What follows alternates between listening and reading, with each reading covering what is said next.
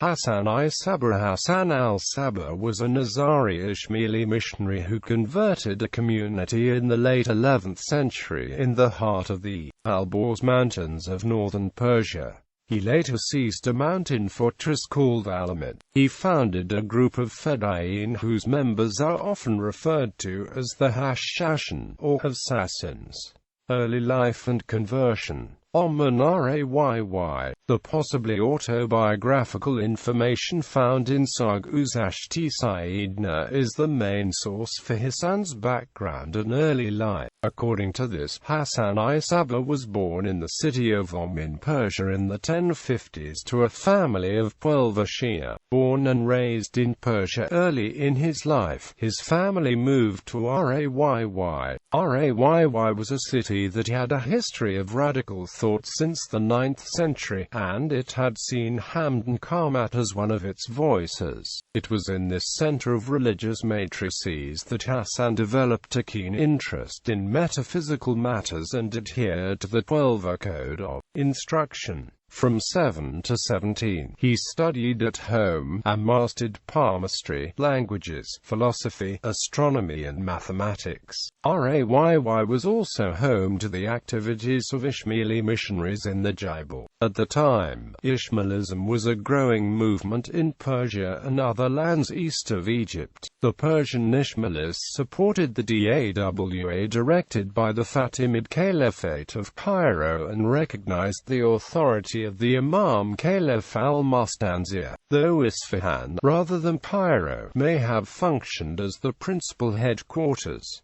The Ismaili mission worked on 3 layers. The lowest was the foot soldier or fedayeen, followed by the Rafiq or comrade, and finally the Dari or missionary. It has been suggested that the popularity of the Ismaili religion in Persia was due to the people's dissatisfaction with the Seljuk rulers, who had recently removed local rulers. In Rayy, a young Hassan came in touch with Amir Darab, a comrade, who introduced him to the Ismaili doctrine. Hassan was initially unimpressed. His interest gradually grew after participating in many passionate debates that discussed the merits of Ismaili over Musa. Seeing the conviction of Darab convinced Hassan to delve deeper into Ismaili doctrines and beliefs, ultimately convincing him to see merit in switching to the Ismaili faith. Conversion to Ismailism and training in Cairo. At the age of 17, Hassan converted and swore allegiance to the Fatimid Caliph in Cairo.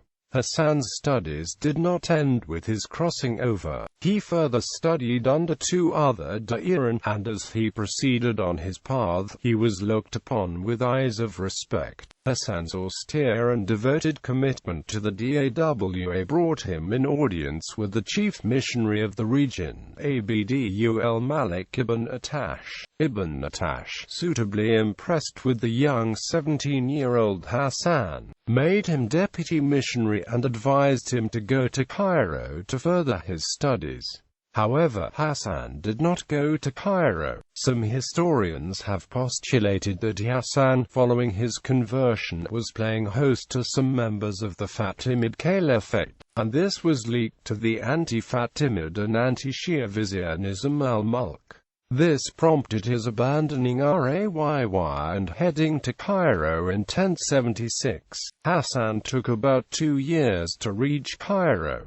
Along the way he toured many other regions that did not fall in the general direction of Egypt. Isfahan was the first city that he visited. He was hosted by one of the missionaries of his youth, a man who had taught the youthful Hassan in Rayy. His name was Rasi Abu Fazl, and he further instructed Hassan. From here he went to Caucasian Albania, hundreds of miles to the north, and from through Armenia. Here he attracted the ire of priests following a heated discussion, and Hassan was thrown out of the town he was in. He then turned south and traveled through Iraq, reached Damascus in Syria.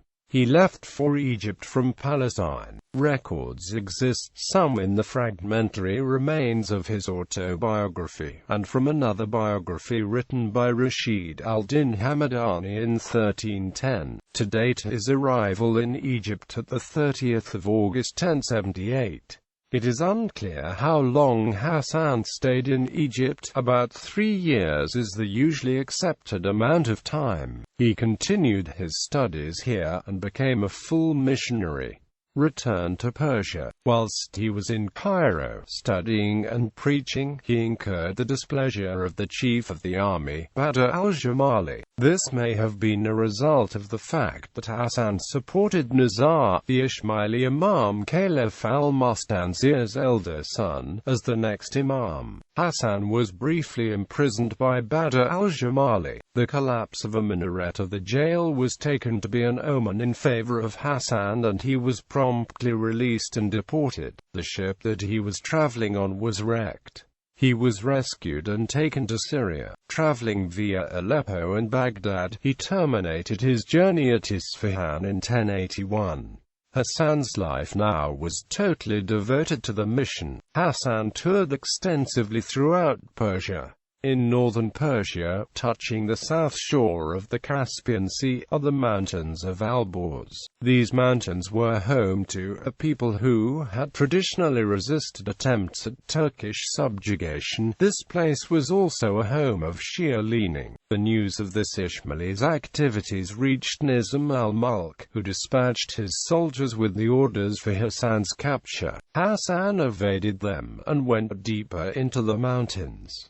Capture of Alamut. His search for a base from which to guide his mission ended when in 1088 he found the castle of Alamut in the Sabbāh area. It was a fort that stood guard over a valley that was about 50 kilometers long and 5 kilometers wide. This fortress had been built about the year 865. Legend has it that it was built by a king who saw his eagle fly up to and perch upon a rock. A propitious omen, the importance of which this king, Wasudan ibn Ma'zuban, understood. Likening the perching of the eagle to a lesson given by it, he called the fort Al-Amit, the eagle's teaching. Hassan's takeover of the fort was conducted without any significant bloodshed. To effect this transition, Hassan employed a patient and deliberate strategy, one which took the better part of 2 years to effect. First, Hassan sent his Diyyn and Rafiqs to win over the villages in the valley, and their inhabitants. Next, key people amongst this populace were converted, and finally, in 1090, Hassan took over the fort by infiltrating it with his converts. Hassan gave the former owner a draft drawn on the name of a wealthy landlord and told him to obtain the promised money from this man. When the landlord saw the draft with Hassan's signature, he immediately paid the amount to the fort's owner, astonishing him. Another, probably apocryphal version of the takeover states that Hassan offered 3,000 gold dinars to the fort's owner for the amount of land that would fit a buffalo's hide. The terms having been agreed upon, Hassan cut the hide into strips and linked them into a large ring around the perimeter of the fort, whose owner was thus undone by his own greed.